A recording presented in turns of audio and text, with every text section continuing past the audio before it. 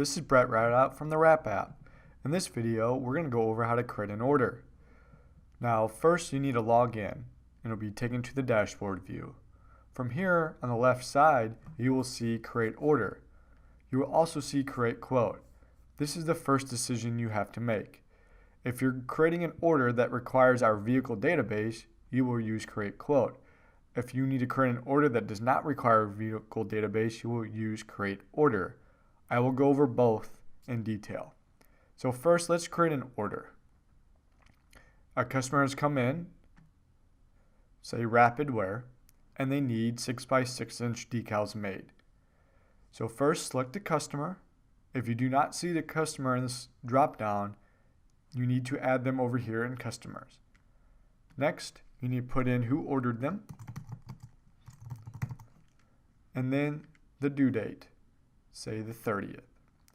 We have an option for a PO number if you have one, and the ship method. You will next see the ship to. The ship to has already been filled out. This is all based on the customer you have selected. If you select a different customer, the shipping information will change. From here, you will come over to the line items detail. First, in the item, type in what you want the customer to see on their invoice. So this will be a 6" by 6" decal. They ordered 50, and we are charging them 30 cents. Here you have a tax option. This customer is tax exempt, so you cannot click it. If you need to add another line item, you can click this plus. So say a rush fee. The rush fee is a service, so you do not tax the rush fee. From here, we come down to job type. This is cut vinyl. How much we want to charge for shipping. If we want to charge tax on shipping, which some states do require, and any notes we want to put on the work order.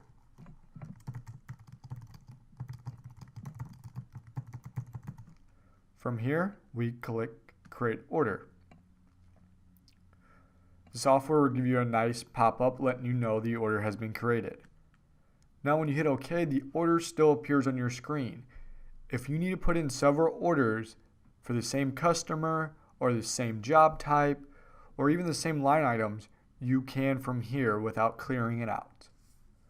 Since we created this order, if we click back over on the dashboard, you will see that our metrics have increased at the top, as well as on the calendar, you now see that we have a cut vinyl job due on the 30th displayed in orange. If you need to find that order again, you click on Orders and Work Orders. From here, we can either search by the customer, job type, or order number, or we can go to the very last page as it is the next order number available, which is 1280. We can click on View, and this will open the work order. Now the work order shows pricing for my login permissions. You can set up users to where they are no longer able to see pricing. But on this work order, we have our information at the top, the customer information, the work order information, which includes the date ordered, when they're due, PO number, and who the salesperson is that created this order, as well as the work order number. Below that, you have all the shipping information, and then the line item details about the job and what you're doing. So as you can see, we ordered 50 decals at 30 cents, which is $15. We have the $100 rush fee, which equals $115. We did charge them $15 to ship, which gives you a grand total of $130. And then in the notes, we have the please let me know when completed. I am not going to show you any other things on the work order at the moment. That will be covered in a later section. So now that we did an order that did not require the vehicle database, We will now show you one that does require a vehicle database. So a person comes in and wants to wrap their Ford F-150.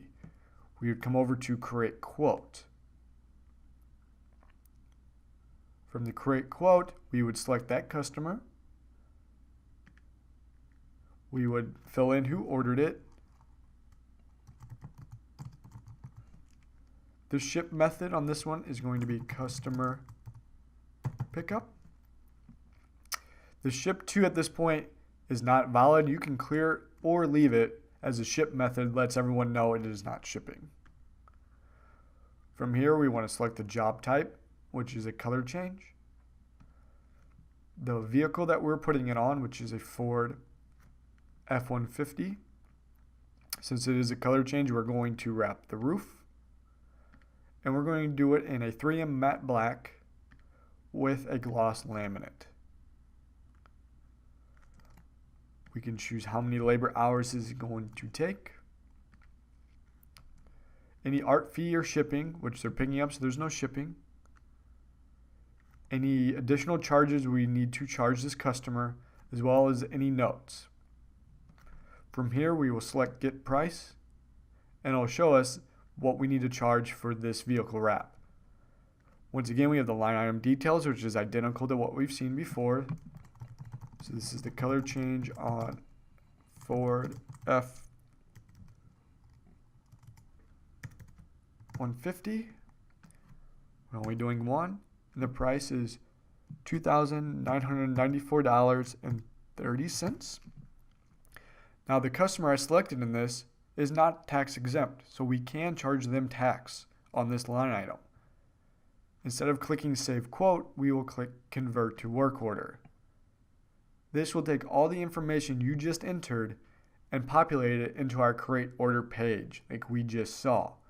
So the customer's in, ordered by, we need to fill in a due date, 28th, a PO number if they have one, the ship method carried over, as well as our line item details. We can fill in a shipping amount, which we left blank on the last one, and put any notes to the work order. From here, create order, just like before. It'll give us a notification saying the order has been saved. And there you go. You just created an order by using our vehicle database. This, once again, can be found under Orders and Work Orders, and it will also populate on our dashboard. So you can see our metrics went up one.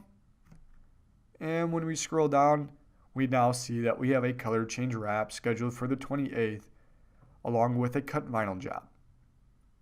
So that concludes our overview of how to create an order.